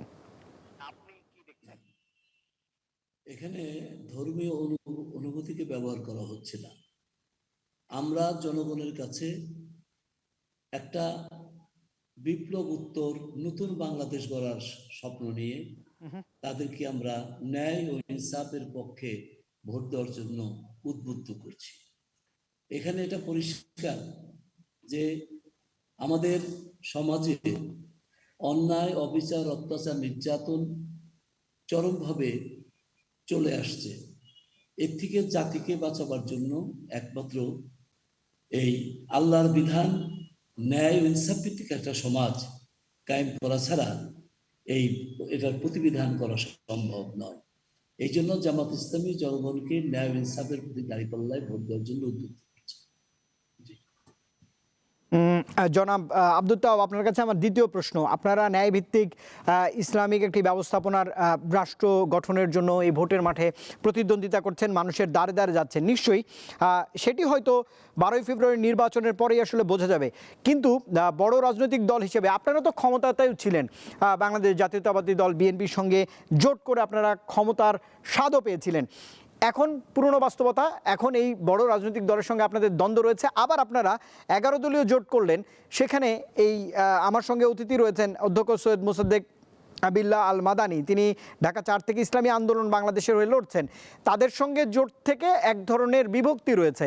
বিএনপির সঙ্গে জোট, এখন তারা, আপনারা শত্রু জ্ঞান করেন তাদের সঙ্গেই প্রতিদ্বন্দ্বী করবেন। আবার ইসলামিক যে দলগুলো রয়েছে তাদের মধ্যেও আপনাদের বিভাজন রয়েছে। এটি আপনাদেরকে ভোটে চ্যালেঞ্জে ফেলবে কিনা? জি না, ব্যাপার হলো বাংলাদেশের মানুষের যারা ইসলাম পছন্দ করে তাদের মধ্যে সমস্ত ইসলামী দলগুলোকে ঐক্য করার একটা আকাঙ্ক্ষা তাদের আছে। এই অনুভূতিকে সামনে নিয়েই আমরা চেষ্টা করেছি ইসলামপন্থী যত দল আছে, বিশেষ করে কমন কিছু ইস্যুতে তারা একমত হলে আমরা ঐক্যবদ্ধভাবে নির্বাচন করব। সেই হিসাবে এই 10-11টি দল একমত হয়েছিল এবং আমাদের যে এই বাংলাদেশ ইসলামী আন্দোলন, তারাও আমাদের সঙ্গে আছেন। আমরা মনে করি যে তারা কিছু কিছু পয়েন্টে এখনো ডিফার করছে, কথা ঠিক, তবে আমরা তাদের জন্য দুয়ার খোলা রেখেছি। যদি তারা আসে, আমরা তাদের আরো চেষ্টা করছি, এখনো আমরা ব্যর্থ হইনি। আমরা চেষ্টা করছি যদি আসেন আমরা একসঙ্গে মিলে এই দেশে ইসলাম প্রতিষ্ঠার ইনশাল্লাহ চেষ্টা করতে পারবো। নিশ্চয়ই। আপনি যেহেতু ভার্চুয়ালি যোগ দিয়েছেন, আপনাকে একটু ধন্যবাদ দিয়ে বিদায় দিতে চাই, কিন্তু একটু সবশেষ প্রশ্ন, এটির উত্তর একটু যদি আপনি দিতেন। প্রফেসর আব্দুল তাওয়াব, আপনার কাছে প্রশ্ন। ভোটের 3 সপ্তাহের মতো সময় বাকি রয়েছে, আর কিছু সময় পরে নির্বাচনী প্রচারণায় আপনারা নামবেন। অধ্যাপক ডক্টর মোহাম্মদ ইউনূসের এই সরকারের এই ভোটের যে ভোট যেটাই তারা করবেন সরকার, তাদের সামনে কি চ্যালেঞ্জ রয়েছে মোটা দাগে একটু যদি বলতেন। ডক্টর ইউনূস সরকারের সামনে চ্যালেঞ্জ কি দেখছেন আপনি? ওনার সবচেয়ে বড় চ্যালেঞ্জ হলো উনি যে জাতির সামনে ওয়াদা করেছেন লেভেল প্লেইং ফিল্ড উনি সৃষ্টি করবেন, কিন্তু আমরা এখনো সেটা পূর্ণাঙ্গভাবে দেখতে পাচ্ছি না। মনে হয় যেন ওনার সরকারে একটা বড় রাজনৈতিক দলের প্রতি কিছুটা মনে হয় যেন সিম্প্যাথেটিক উনি তাদের প্রতি মনে হয় তার কর্মকাণ্ড দেখে। তবে আমরা তাও হতাশ নই যদি উনি এখনো মনে করেন যে এই দেশে সুষ্ঠু নির্বাচন করবেন। উনি যদি সিদ্ধান্ত কঠিনভাবে নেন তাহলে পরিবেশ যাই হোক না কেন উনি সুষ্ঠু করতে পারবেন, এই ভরসা আমাদের ইনশাল্লাহ আছে। নিশ্চয়ই। প্রফেসর আব্দুল তাওয়াব, অসংখ্য ধন্যবাদ, আমাকে সময় দিয়েছেন। জুমে আপনি যোগ দিয়েছিলেন আমার সঙ্গে ভোটের লড়াইয়ে ফরিদপুর 3 আসনের। আপনার জন্য শুভকামনা রইল। ভোটের মাঠে নিশ্চয়ই যাদের ভোট প্রত্যাশা করবেন তাদের জন্যই কাজ করবেন, এমন প্রত্যাশা থাকছে। সামনের দিনে আপনার আরও বক্তব্য আমরা শুনতে চাই। আজ এ পর্যন্তই, অসংখ্য ধন্যবাদ জানাচ্ছি আপনাকে। দর্শক, আপনারা রিন প্রেজেন্টস ভোটের লড়াই দেখছেন। একটা ছোট্ট বিরতি নিচ্ছি, স্টুডিওতে 2 জন অতিথি রয়েছেন, তারপরে কিছু সময় পাবো আমরা, সেই আলোচনা আবারও ফিরতে চাই। নতুন রিন, যার প্রোসিএস টেকনোলজি গভীর থেকে পরিষ্কার করে আর ধরে রাখে কাপড়ের নতুনের মতো উজ্জ্বলতা। নতুন রিন অ্যাডভান্সড পাউডার, নতুনের মতো উজ্জ্বল। দর্শক, রিন প্রেজেন্টস ভোটের লড়াই আপনারা দেখছেন। আমার সঙ্গে স্টুডিওতে 2 জন অতিথি রয়েছেন। মোহাম্মদ শামীম কায়সার লিঙ্কন, গাইবান্ধা 4 থেকে বিএনপি মনোনীত প্রার্থী। আবারও আমন্ত্রণ জানাচ্ছি লিঙ্কন ভাই আপনাকে। আবার রয়েছেন অধ্যক্ষ সৈয়দ মোসাদ্দেক বিল্লাহ আল মাদানী, ঢাকা 4 থেকে ইসলামী আন্দোলন বাংলাদেশের মনোনীত প্রার্থী। মাদানী সাহেব, আপনার কাছেও আসছি একটু পরেই। মোহাম্মদ শামীম কায়সার লিঙ্কন, আপনি বলছিলেন, আমি খুবই স্পর্শকাতর একটি টপিক তুলেছিলাম। আসলে ধর্ম নিয়ে আলোচনা করতে গেলেও 92% এই মুসলিমের দেশে কিছুটা সংশয় এখন পর্যন্ত রয়েছে। আমি নিজে প্র্যাকটিসিং মুসলিম। আপনাদের 3 জন অতিথির সঙ্গে আজকে আমরা কথা বলছিলাম, তারপরও অনেক ভুল ব্যাখ্যা বার্তা যায়। এখন তো সামাজিক যোগাযোগ মাধ্যমের যুগ, কোনো মন্তব্য একটু এদিক সেদিক হলে আসলে সেটি যাচাই বাছাই না করে এক ধরনের বয়ান দাঁড় করানো হয়। সেই জন্যই আসলে এই ধরনের স্পর্শকাতর বিষয়ে কথা বলাটা একটু চ্যালেঞ্জিং। তারপরে যদি আপনি বলতেন যে ধর্মকে ব্যবহার করা হচ্ছে, ভাই একটি প্রসঙ্গ টেনেছিলেন, সেটির ব্যাখ্যাও যদি দিতেন। মহাসচিব এবং একই সঙ্গে দলের চেয়ারম্যান এক ধরনের বক্তব্য দিয়েছেন, কি বলবেন? জি, ধন্যবাদ। আসলে ইস্যুজ এত, আমি জানি না কতটুকু সময় পাবো, আমি খুব দ্রুত শেষ করার চেষ্টা করছি। প্রথমত হলো আমাদের মাননীয় মহাসচিব মির্জা ফখরুল ইসলাম আলমগীর সাহেবের যেই উদ্ধৃতিটা মোহতারাম দিয়েছেন আমার সহ আলোচক, ওখানে আমি একটা জিনিস একটু বলি। দেখুন, you have to see at the last state. তো সর্বশেষ প্রফেসর ইউনূস সাহেবের একটা কমিটি করেছিলেন এবং ওই কমিটির যে সমস্ত সিদ্ধান্ত এসেছিল, সম্ভবত ওই যে প্রস্টিটিউটদের কিছু ভাতা দেয়া, এই সমস্ত ব্যাপারে, এগুলো নিয়ে যখন খুব সেন্সিটিভ হয়ে গেল, যেহেতু 92% মুসলিম ফেইথ এখানে আছে। এছাড়াও আমাদের দেশটা কিন্তু একটা বিরল দেশ, আলহামদুলিল্লাহ। অন্যান্য ধর্মাবলম্বীরাও মোটামুটি ধর্মপ্রাণ, এখানে কিন্তু উগ্রবাদটা কম। সব ধর্মে কিন্তু উগ্রবাদের স্পেস আছে সারা ওয়ার্ল্ডে, বাট আমাদের দেশে অধিকাংশ মানুষরা কিন্তু ধর্মপ্রাণ, যার যার ধর্মের ব্যাপারে আর কি। তো ঘটনা হচ্ছে কি, তখন মির্জা ফখরুল ইসলাম আলমগীর, আমার যতদূর মনে পড়ে, আমার কাছে ভিডিওটা আছে, আমি চাইলে আপনাকে আফটার শো আমি দিতে পারবো। উনি বলেছেন, দেখেন, বাংলাদেশে শরিয়া বিরোধী কোনো আইন করা কোনোই এটা কোনো সুযোগই নাই। এক, দ্বিতীয় হলো যে এখানে 92% মুসলিম সেন্টিমেন্ট। তো এটা একটা ব্যাপার। সর্বশেষ যে অবস্থানটা, এবং এর আগের কোনো একটা ক্লিপের কথা বোধহয় উনি বলেছিলেন, ও পুরো বক্তব্য শুনতে পারলে কোন প্রসঙ্গে তিনি বলেছেন সেটা হয়তো বলা যাবে। যেমন আপনি দেখতে পাচ্ছেন যে অলরেডি একটা ইসলামিক দল, আমি কিন্তু আসলে ডিরেক্টলি নামগুলো সরাসরি বলছি না, কেন অনেক সময় ওই যে মুখ দেখা দেখিটা একটা খারাপ লাগে, এই জন্য আমরা দেখতেই পাচ্ছি যে আমরা এখানে 3 জন ছিলাম, 2 জন এখানে সশরীরে আছে এবং একজন অনলাইনে ছিলেন। আমরা কিন্তু আচরণবিধি এখনও আছে, আমরা তো সরাসরি আমাদের মার্কাটাও উচ্চারণ করছি না। আমি একবার বলেছি, আমি যদি ভোটার হইতাম, বাচ্চারা বলছে আমি তো মার্কাটা বলি নাই, কিন্তু আমাদের সহ আলোচক উনিও কিন্তু এই শিষ্টাচারটা রেখেছেন। বাট আরেকজন যিনি আসলেন, উনি ধরেন তার মার্কায় 2-3 বার ভোট চেয়েও ফেললেন। তো এখান থেকে আসলে বোঝা যায় যে আইনের প্রতি শ্রদ্ধাশীল থাকা। যাই হোক, ওইটা অন্য বিষয়। দ্বিতীয় বিষয় হলো দেখুন, ওই যেটা বলছিলাম যে অলরেডি কিন্তু ইসলামিক নামধারী একটা দলই বলছে তারা শরিয়া আইন বাস্তবায়ন করতে চায় না, বা দিস ইজ নট দেয়ার গোল। তো তাহলে ধরেন আপনার মির্জা ফখরুল ইসলাম আলমগীরের কোনো এক সময় একটা কথা, সর্বশেষ স্টেটটা কি সেটার ব্যাপারে আমরা একটু দৃষ্টি আকর্ষণ করব। উনি স্পষ্ট বলেছেন যে বাংলাদেশের শরিয়া বিরোধী আইনের মানে এটা কোনোভাবেই এটা তারা ধারণ করেন না। গেল। আচ্ছা, এইবার আসি যে দেখুন গণতান্ত্রিক সিস্টেমে বিষয়টা কি। আপনি দেখেন সবচেয়ে দামি সত্তা কিন্তু আল্লাহ সুবহানাহু ওয়া তাআলা, অ্যাকর্ডিং টু মুসলিম ফেথ, আমাদের ফেথ। সবচেয়ে দামি কালাম হলো আল কোরআন আল কারীম। সবচেয়ে দামি দায়ী হলো মুহাম্মদ সাল্লাল্লাহু আলাইহি ওয়াসাল্লাম। কিয়ামত পর্যন্ত যত দায়ী আসবে সবচাইতে দামি অডিয়েন্স এই যে খায়রুল কুরুনি কারনি সাহাবা রাদিয়াল্লাহু আনহুম। তো সবচেয়ে দামি সত্তার সবচেয়ে দামি কালামে, ওই কালামটা সবচেয়ে দামি দায়ীর দাওয়াতে সবচেয়ে দামি যারা ফলোয়ার শোনার সাথে সাথে মেনে নেয় তাদেরকে মত ছাড়াইতে 3বার কোরআনে আয়াত আসতে হয়েছে। ইট ওয়াজ 3 স্টেপস। আল্লাহ সুবহানাহু ওয়া তাআলা সব কিছু করতে পারেন, ফাআলুল লিমা ইউরিদ। উনি ওনার সুন্নাহটা হলো দুনিয়াতে উনি জিনিসটা এইভাবে করেন না। হি হ্যাজ শোন আস সাম স্টেপস। তো যখন আপনার ধর্মনিরপেক্ষতার নামে ধর্মহীনতা, চোরাগোপ্তাগলি দিয়ে বা আরও যখন অন্যান্য বিষয়গুলো রন্ধে রন্ধে ছড়িয়ে যায়, তখন আসলে আপনি দেখতে হবে ইসলামের ব্যাপারে 92% মুসলিমের সেন্টিমেন্টে সবচেয়ে কার্যকর ভূমিকা কারা নিয়েছে। এটা ভাই বাতিনের বিষয় না, এই দুনিয়ার বিষয়গুলো জাহিরের বিষয়। আপনি একটু যদি খেয়াল করে দেখেন, এই সময় যখন নাস্তিক্যবাদ ছড়িয়ে যাওয়ার একটা মানে রব উঠেছিল, তখন আপনার সবার প্রথম সংবিধানে বিসমিল্লাহির রহমানির রহিম বসিয়েছেন শহীদ রাষ্ট্রপতি জিয়াউর রহমান। আপনি দেখেন বাংলাদেশে রাজনীতি করার অবস্থাও ছিল না, তাদেরকে বহুদলীয় গণতন্ত্রে রাজনীতি করার সুযোগ করে তওবা করার সুযোগ দিয়েছেন দাড়ি টুপিওয়ালাদের। তারা এসে রাজনীতি করছে, ভালো কথা, এখন তো মাশাআল্লাহ আলহামদুলিল্লাহ। যাই হোক, তো তারপরে পরবর্তীতে এই দাড়ি টুপিওয়ালাদের সম্মান দিয়ে আমরা দেখাচ্ছি জাহিরটা, কর্মকাণ্ডটা, শুধু প্রতিজ্ঞার প্রতিশ্রুতি না। এই যে আপনার শাপলা চত্বরে যখন গণহত্যা হচ্ছিল, তখন আপনার একমাত্র দলের দায়িত্বশীল চেয়ারপারসন পর্যায়ে থেকে বেগম খালেদা জিয়া, প্রয়াত মরহুমা বেগম খালেদা জিয়া সরাসরি তার দলকে মাঠে নামার জন্য হেফাজতে ইসলাম বাংলাদেশের পক্ষে ওই দিন শাপলা চত্বরে তার নিজের দলের সমস্ত নেতাকর্মী মাঠে নামার জন্য অফিসিয়াল স্টেটমেন্ট দিয়েছেন। অফিসিয়ালি তিনি শাপলা চত্বরে এই যে শাহবাগে যখন গণজাগরণ মঞ্চ হলো, তখন সরাসরি বলেছেন দেখুন আর 8 মাস পরে ভোট। এই সময় আপনার দাড়ি টুপিওয়ালাদের পক্ষে দাঁড়ালে ওয়ার্ল্ডের যে মোরলরা যারা আছে, রক্তচক্ষু দেখায়, তারা কিন্তু জঙ্গি বলে। উনি ওগুলো তো আক্কা করেন নাই, তাওয়াক্কাল তো আল্লাহ।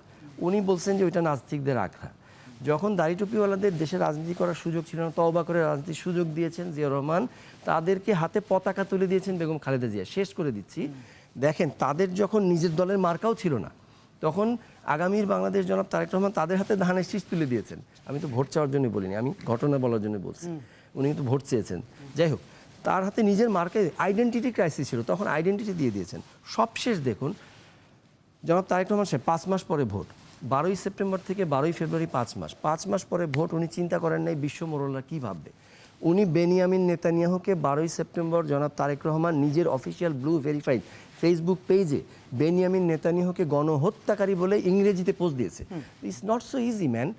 উনি কি করেছেন, উনি বুঝাতে চাইছেন সারা ওয়ার্ল্ড দেখো আমি আগামীতে মানে I am going to drive my party for the election. তো আমি স্পষ্ট আমার অবস্থান দিচ্ছি যে নেতানিয়াহু একটা গণহত্যাকারী।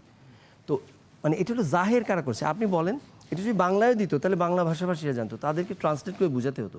আমি চ্যালেঞ্জ করে বলতে পারি এখনও যত রাজনৈতিক দল আছে সর্বোচ্চ পজিশন থেকে কালকে পারলে একটা দেখ, এত সহজ নয়। তো জাহিরা যারা করছে, সবশেষ যেটা শেষ পেরেকটা ঠোকা আমি বলি, বাংলাদেশের মাটিতে প্রথম পা রেখে তিনি বলেছেন 2টা কথা, আমরা এই দেশে শান্তি চাই, আমরা এই দেশে শান্তি চাই, আমরা দেশে শান্তি চাই। শেষ কথা যেটা দিয়ে শেষ করেছেন বলছেন নবী করিম সাল্লাল্লাহু আলাইহি সাল্লামের ন্যায় পরায়ণতার ভিত্তিতে তিনি রাষ্ট্রটা পরিচালনা করবেন ইনশাআল্লাহ। তো বিষয় হলো কি ভাই, দেখুন এই যে চাঁদাবাজ বা এই সমস্ত কথা বলে না, চাঁদাবাজি যারা সবাই করেছে, আপনার কাছ থেকে উত্তরটা হয়ে গেছে, কিন্তু সমস্যা হলো কারা ওইটার বিরুদ্ধে অ্যাকশন নিয়েছে। 7,000-এর মতো নেতাকর্মীকে মানে তদন্ত, অনেককে তদন্ত করে, অনেকে তদন্ত ছাড়াই বহিষ্কার করেছে জাস্ট শোনার সাথে সাথে। আর আপনি এরকম 700 পাবেন না অন্যান্য দলে। আর একটা বিষয় হলো দেখেন ভাই, ওই কেউ হাদিয়ার নামে চাঁদা নেয়, কেউ আপনার নজর মানতের নামে চাঁদা নেয়, আর কেউ হলো মানে ওই চাঁদার নামেই চাঁদা নেয়। মানে দেখতে হবে যে আসলে তার অ্যাকশনটা কি হচ্ছে। নিশ্চয়ই ওনার বক্তব্য থেকে অনেক কিছুই পরিষ্কার হয়েছে। যদি আপনার কিছু যোগ করবার থাকে করবেন। বড় রাজনৈতিক দল হিসেবে বিএনপি এবার এই যে গণঅভ্যুত্থান বা পরবর্তী সময়, সেটিতেও দেখেছি গণঅভ্যুত্থানের সময়ও ইসলামিক দলগুলোর সঙ্গে মাঠে বড় শক্তি হিসেবে তারা দীর্ঘ শোষণের শিকার হয়েছে 1.5 দশক। সেটি নিশ্চয়ই আপনি পর্যবেক্ষণ করেছেন। বিএনপির জন্য এই ভোটটা কত চ্যালেঞ্জের হবে? আপনার আসন থেকে আপনার যারা প্রতিদ্বন্দ্বী তাদের কাছ থেকে কী ধরনের বার্তা পাচ্ছেন? ধন্যবাদ আপনাকে। বিশেষ করে যে ভোটের লড়াই, 12 তারিখ তো নির্বাচন, প্রত্যেকটা জিনিসের পক্ষে বিপক্ষে লোক থাকে, জি, এটা থাকবেই, মেনি ম্যান মেনি মাইন্ড। তো আমাদের দেশে শিক্ষা ব্যবস্থা, এই শিক্ষা ব্যবস্থা ইসলামী শিক্ষা নাই। এখানে প্রি প্রাইমারি থেকে একজন মুসলমান যে, তাকে অবশ্যই নামাজ পড়তেই হবে, ফরজ নামাজ। কিন্তু আমাদের শিশুরা, যেটা নিয়ে আপনারা জানেন যে আমি গভর্নর ধর্ম বিষয়ক মন্ত্রণালয় ইসলামী ফাউন্ডেশন, এখানে আমরা বসলাম যারা আমরা গভর্নর আছি 11 জন উপদেষ্টা সহ। আপনি দেখেন কোনো ইসলামী শিক্ষা বই সিলেবাস ফিরবিরাইতে নাই। কেন হলো? যে আমাদের সন্তানরা যে আল্লাহকে চেনবে, পিতামাতাকে সম্মান করবে এবং মুরব্বীদের সম্মান করবে, এই শিক্ষাটা থেকে তাদেরকে দূরে সরিয়ে দেওয়া হচ্ছে। তারা যে মানুষের মতো মানুষ, দেশ পরিচালনা করবে, গুডম্যান হবে এবং হাসরের দিন, কিয়ামতের দিন আমাদের প্রথম প্রশ্নই করবে আকিমুসসালাহ, নামাজ সম্পর্কে। আমাদের এই এলাকা, যেই শ্যামপুর কদম আপনি বললেন যে ওখানে আপনার কী অবস্থা, ওখানে লোকজনের কী অবস্থা, আপনার ওখানে সবচেয়ে বড় হয়েছে কিশোর গ্যাং, যারা মাদকেরই ওখানে আছে। তারপর জলাবদ্ধতা, আপনার রাষ্ট্রের যে রাজধানীর একটা অংশ সেখানে খুবই অবহেলিত এবং পরিবেশ খুবই খারাপ। সেখানে আপনার দেখবেন যে মাদক থেকে শুরু করে সবই আছে।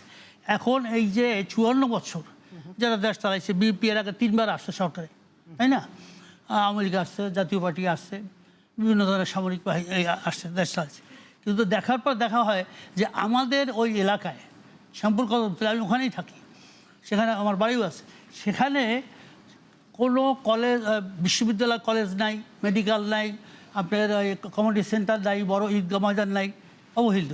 তাহলে এর আগে যারা আসছে তারা তো সবাই সরকারের ছিল, তারা এমপি ছিল, সবই করছে, কিন্তু money is lost, nothing is lost, health is lost, something is lost, but character is lost, everything is lost. এখানে আমরা ঠিকই গেছি, কিন্তু আমরা আমাদের জনগণের এলাকার হক আদায় করি না, রাষ্ট্রের হক আদায় করি না, যার কারণে 5-5বার এই দেশটা দুর্নীতিতে চ্যাম্পিয়ন হয়েছে, ঠিক কিনা? তাহলে এরা কারা করছে? তারা সব মুসলমান। মুসলমান কোনোদিন চুরি করতে পারে? মুসলমান কোনোদিন মানুষের হক ঠকাইতে পারে? মুসলমান কোনোদিন নির্যাতন করতে পারে? মুসলমান কোনোদিন পিতামাতাকে বৃদ্ধাশ্রমে দিতে পারবে?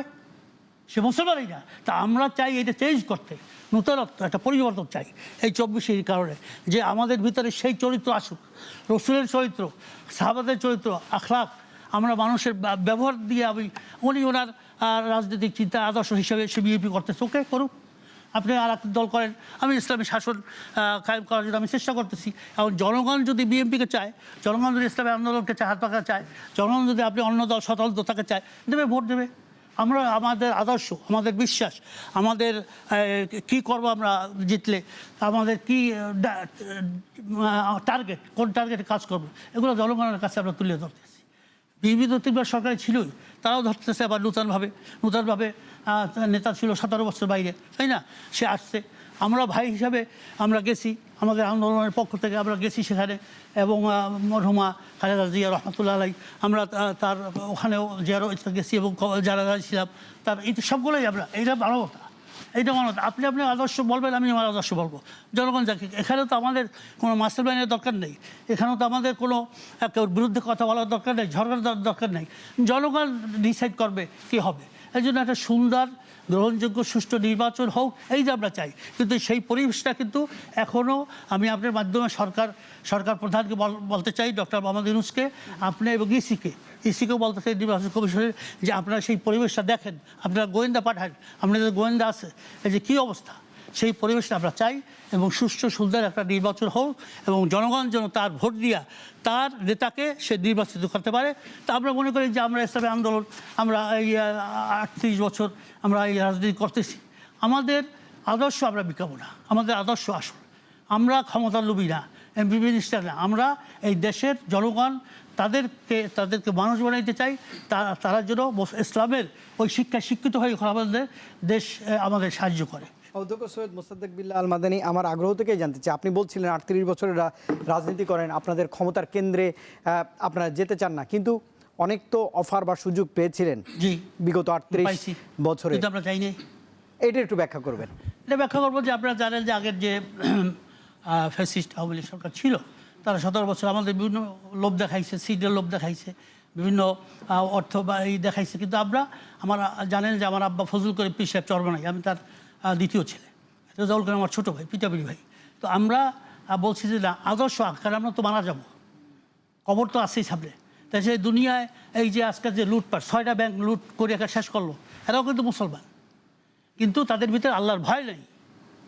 তারা দেখানো, উনি যেটা বলছে জাহের দেখানোর জন্য, কিন্তু ভিতরে আমি আপনি তো মারা যাব, তার ভিতরে কি যাবে, ওই রুহুটা চলে যাবে, রুহুটা গেলেই আমি আপনি লাশ।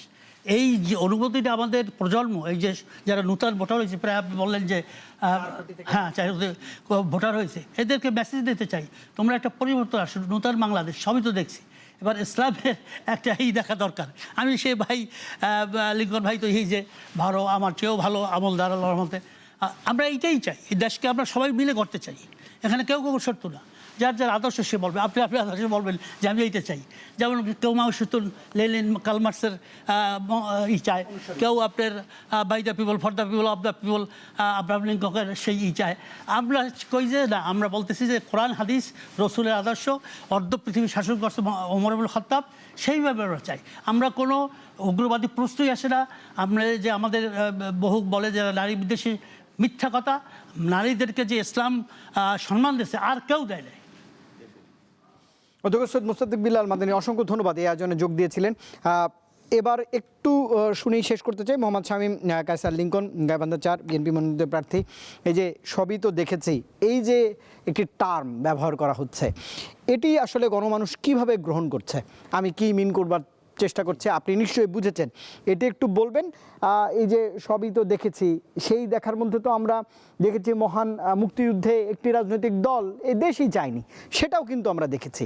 এই প্রশ্নগুলোকে এখনও অমীমাংসিত রয়েছে কিনা, 1, 2, সব শেষ করবেন যে ডক্টর মোহাম্মদ ইউনূস, তার সামনে মহা চ্যালেঞ্জ এই ভোট সুষ্ঠু করার জন্য। তিনি বারবার বলেছেন আন্তর্জাতিক মানের হবে, আন্তর্জাতিকভাবেও স্বীকৃতি পেতে হবে এই নির্বাচন, সে বিষয়েও বলবেন, তার সামনে চ্যালেঞ্জগুলো। আপনার খণ্ডন দিয়ে শেষ করব আজকের আয়োজন। জি ধন্যবাদ। আমি মনে হয় এক নিঃশ্বাসে বলে ফেলতে হবে যে ইনশাআল্লাহ মোহতারাম যেটা বলেছেন যে আপনার গণতান্ত্রিক সিস্টেম আবার খিলাফতের যে বিষয়টা, দেখুন আসলে গণতান্ত্রিক সিস্টেমে বামের কথা বলে, রামের কথা বলে, ইসলামী মূল্যবোধ সে তার কথা বলে, স্পেসটা থাকে। আমরা দোয়া করি যে আল্লাহ সুবহানাহু ওয়া তাআলা যেন যেখানে যে অবস্থায় আছে সেখানে আমার চাওয়া যারা, ধরেন আপনার একটা গণতান্ত্রিক দল, সেই দলের মধ্যে যে চাইছে যে আচ্ছা ইসলামী মূল্যবোধের একটু বেশি মোর এম্পাওয়ার্ড হোক। এখন আপনি যদি বলেন যে গণতান্ত্রিক সিস্টেমের মাধ্যমে গিয়ে আমি গণতান্ত্রিক সিস্টেমটাকে অফ করে দিব, ওইটা কিন্তু আবার একটা সেলফ কন্ট্রাডিক্টরি জিনিস। এই জন্য আসলে গণতান্ত্রিক system of the people by the people, এটার জন্য একটা আলাদা পুরো একটা শো দরকার, তা না হলে এটা শর্ট টার্মে এটা জবাব দিলে এটা একটা মিস ইন্টারপ্রিটেশন হবে। আচ্ছা, এবার একটা বিষয় হলো আসলে কি ফ্যাসিস্টের সাথে লাস্টের ইলেকশনটা যাওয়াটাই কিন্তু একটা পরোক্ষ আপোষ। সো এই ব্যাপারগুলো আমাদের কিন্তু আবার একটু মাথায় নিয়ে সামনে যেতে হবে। আপনার একটা কোয়েশ্চেন ছিল যে অনেক তো দেখেছি। আচ্ছা, অনেক তো দেখেছি বলতে আমাদের ধরেন 48-49টা নিবন্ধিত দল, অনেক কিন্তু আসলে দেখে নাই, বলতে হবে অনেকেই দেখি নাই, 2-1টা দেখেছি, তাই না? তো ওইভাবে চিন্তা করলে আসলে থার্ড হিসেবে, ফোর্থ হিসেবে কেউ যদি চিন্তা করে তাহলে আসলে সে এটা পরোক্ষভাবে এটা একটা মানে সঠিক কথা বলছে না। আরেকটা কথা আসছিল যে মুসলিমকে চুরি করতে পারে, খুব সুন্দর কথা উনি বলেছেন। এক ধরনের মুসলিম পারে ভাই, সেটা হলো যে ব্যালট চুরি করে, ব্যালট প্রেসে গিয়ে পেলে চুরি করে যে জান্নাতে যাওয়া যায়, এ এক আজব ইসলাম। গালি দিয়ে যে জান্নাতে যাওয়া যায়, এ এক আজব ইসলাম। তারপর আপনার সুন্দরী নায়িকার অবয়বের দিকে বিসমিল্লাহ বলে তাকিয়ে যে জান্নাতে যাওয়া যায়, এ এক আরও আজব ইসলাম। এই ধরনের ইসলামে চুরি করে মুসলিম চুরি করতে পারে, ওই ইসলামের অবস্থা আর কি। এখন বিষয় হলো যে আমরা আসলে এখন সামনে সম্ভাবনাটা কি দেখছি। দেখুন, শাইখ একটা সুন্দর কথা বলেছেন। ওই যে হাসরে প্রথম প্রশ্ন করা হবে, ওই যে একটা প্রসিদ্ধ হাদিস আছে, আউয়ালু মা ইউহাসাবু বিহিল আবদু ইয়াউমাল কিয়ামাতি সালাতুহু, মানে সবার প্রথম মানে সালাতের হিসাব নেওয়া হবে। দেখুন, আগামীর বাংলাদেশ জনাব তারেক রহমান সাহেব তিনি স্পষ্টত বলেছেন, আমি মোহাম্মদ ইউনূসের কথায় আসবো, আমার মনে হয় 2 মিনিট লাগবে। দেখুন, তিনি বলেছেন, মার্কিন লুথার কিংয়ের উদ্ধৃতি দিয়ে বলেছেন, উনি বলছেন আই হ্যাভ এ ড্রিম।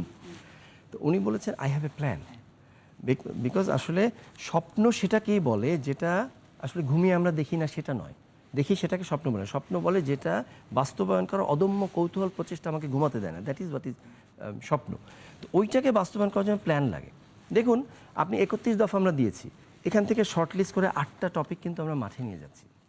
প্রথমে আমরা মাকে স্বাবলম্বী করি, দিয়েছেন ফ্যামিলি কার্ড, মাকে স্বাবলম্বী করি, বাবাকে স্বাবলম্বী করি, কৃষি নির্ভর দেশে দিয়েছেন কৃষক কার্ড, এবং specific plan, is not something like যে একটা ইশতেহার দিলাম আমরা কৃষকের জন্য এটা করব ওটা করবো, সবাই বলবে কি করবেন, এই যে এটা করব।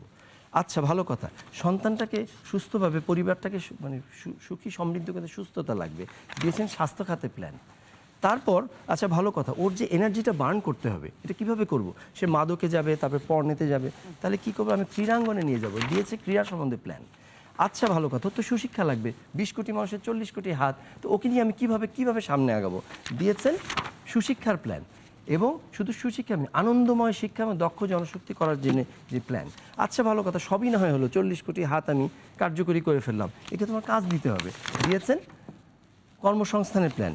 ভালো কথা, সবই না হয় হলো, মা স্বাবলম্বী হলো, বাবা স্বাবলম্বী হলো, স্বাস্থ্য হলো, ক্রীড়া হলো, শিক্ষা হলো, কাজও পেলাম, যে পরিবেশে আছে সেই পরিবেশটা যদি বসবাসের অযোগ্য হয়, দিয়েছেন পরিবেশ রক্ষার প্ল্যান।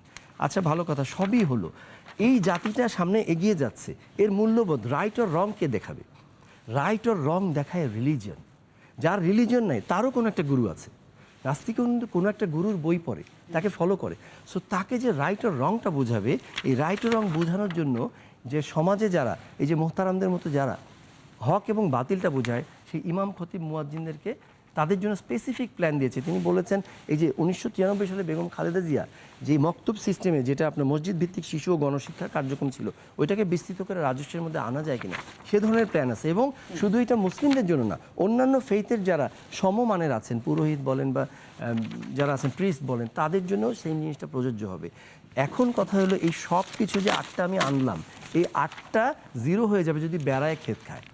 তাহলে দুর্নীতির বিরুদ্ধে মানে আপনার একটা দুর্নীতির বিরুদ্ধে একটা সরাসরি একটা প্রতিজ্ঞা নিয়েছেন, যে ওই জন্যই তিনি বলেছেন যে মানে I have a plan for the people of my country and for my country. বুঝতে পেরেছি, তো এটা দিয়ে আসলে একদমই সময় শেষ, 1 মিনিটে যোগ করেন অধ্যাপক ইউনূসের চ্যালেঞ্জটা। হ্যাঁ, প্রফেসর ইউনূসের বিষয়টা কি আপনি কখনো দেখেছেন? উনি যখন প্রচণ্ড, আমি ওনাকে সম্মান রেখে বলছি, উনি যখন প্রচণ্ড ক্রাইসিসের মধ্যে পড়েন, যখন প্রচণ্ড ক্রাইসিসের মধ্যে পড়ে, তখন আমরা এই দেশের যারা অভিভাবকত্ব কার্যকরীভাবে, প্রমাণ সাপেক্ষে, বাতেনি না জাহিরিভাবে, রাষ্ট্রের স্বাধীনতার ঘোষণা থেকে শুরু করে সেই দল, তার কর্ণধার, পরবর্তী সূচনার বাংলাদেশ, এতদিনের বাংলাদেশ, আগামীর বাংলাদেশ, আপনি দেখবেন যখন তিনি প্রচণ্ড ক্রাইসিসে পড়ে, পরের দিনে আমরা কিছু ছবি দেখতে পাই, কিছু মিটিং, অভিভাবক যারা হতে যাচ্ছেন, ইনশাল্লাহ আশা করছে মানুষ যাকে অভিভাবকত্ব দিতে চায়, তাদের সাথে তিনি পরামর্শ করে আমার মনে হয় বাংলাদেশের আপামর জনসাধারণ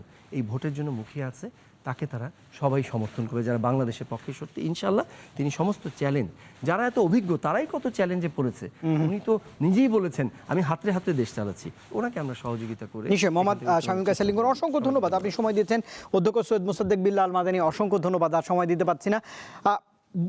একদমই তথ্যবহুল আলোচনা হয়েছে, আপনারা আপনাদের কথাগুলো বলেছেন, ভোটাররাও নিশ্চয়ই এই সব বিশ্লেষণ করে ভোটের লড়াইয়ে আপনাদের পাশে থাকবে এমন প্রত্যাশা রেখেই যারা আসলে ভোট দিতে পারেননি গত 1.5 দশক, তারা ভোট দেবেন এবং বাংলাদেশের গণতন্ত্র সচল থাকবে, এই প্রত্যাশা নিয়ে রিন প্রেজেন্টস ভোটের লড়াই আজ বিদায় নিচ্ছি। শুভরাত্রি।